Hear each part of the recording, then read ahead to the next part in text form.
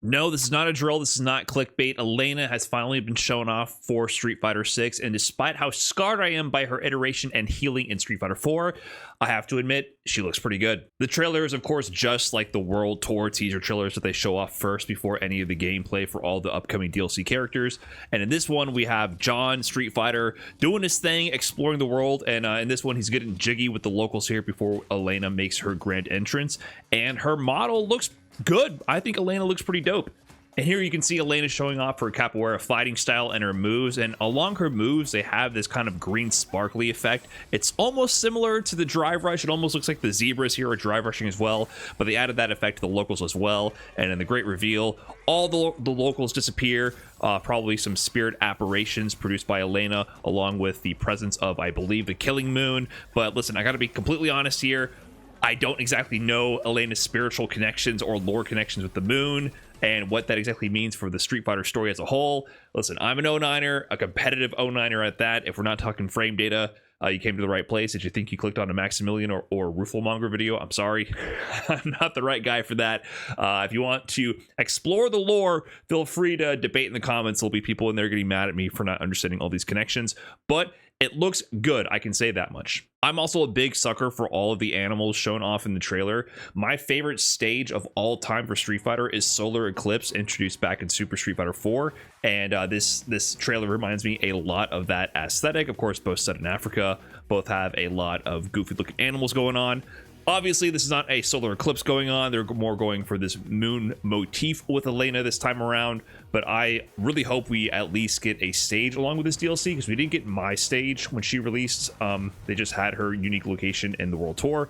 But I really hope this becomes an actual stage in the main PvP mode. And this trailer actually got me excited for Elena. I have to admit, I don't know nothing about her in Third Strike, so please don't get on me for that. But as a Street Fighter 4 09er, where it all began for me, I was not a fan of Elena back in those days. When they did the Ultra Street Fighter 4 update for Street Fighter 4, they brought over all of the remaining Street Fighter characters that were in Street Fighter Cross Tekken that weren't in Street Fighter 4 at the time. So that was, it was Elena, it was Rolento, it was Hugo, Poison, but essentially all those characters had a lot of jank to go along with them. They kind of needed some more time in the oven to be ready for the Street Fighter 4 engine, and Elena was the biggest offender. Her hurt boxes were non-existent practically, so your punishes would often not work properly. Your combos were very finicky on her. She had a lot of really spammable, abusable moves that were hard to punish. She had healing tied to her Ultra, so as she took damage, she would build up her Ultra, which then would regain her health, so she can build more Ultra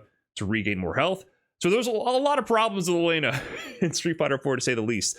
But I'm willing to give her a shot in this iteration, and I like the vibes of this trailer for sure. But getting a first glimpse at Elena is not all we got from this announcement. We actually got her release date as well, and surprise, surprise, it's technically in spring. Capcom gave the official release date now as June 5th, which is, wow, what a coincidence, the release date for the Switch 2. Capcom had already announced with the Switch 2 Nintendo Direct that they're going to be doing a Street Fighter 6 Years 1 and 2 edition, which had Elena artwork front and center for the announcement, so it was assumed that Elena would be a part of that. But now we know for sure that Elena is releasing with that bundle and will be made available when the Switch 2 releases. And they're really pushing the definition of spring, and normally I wouldn't care too much about that for this DLC, except for how it conflicts with the competitive circuit. You see, Elena is part of the Season 2 DLC, and generally the DLC character releases coincide with the major patch and version of the game we're playing on. And generally the major version of the game we're playing on coincides